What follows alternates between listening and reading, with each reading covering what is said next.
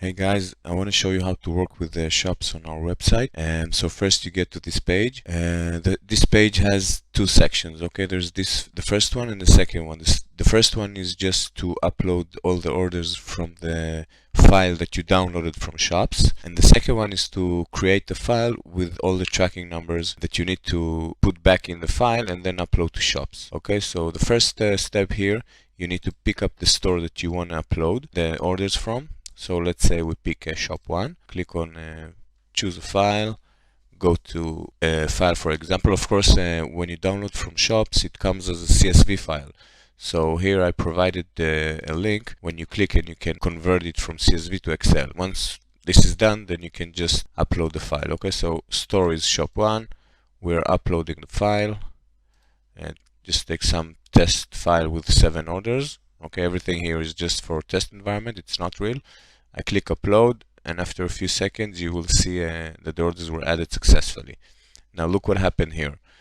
When you look here, you no longer have shop 1 on the list because you cannot upload more orders from this store, because this store is here and it's waiting for the tracking number to be updated. Of course there's no tracking number, but let's say that the warehouse updated all the tracking number, and now you want to get the file. Okay, so you click the store that you want to get the file from, click on download, and now you get a file. Okay, once you open it, you will see that this file has a quantity column, a carrier column.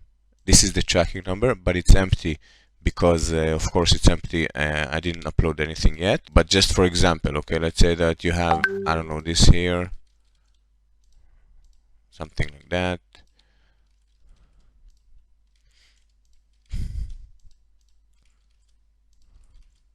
The name is just for you to be able to check yourself, like see if this tracking number fits the customer name.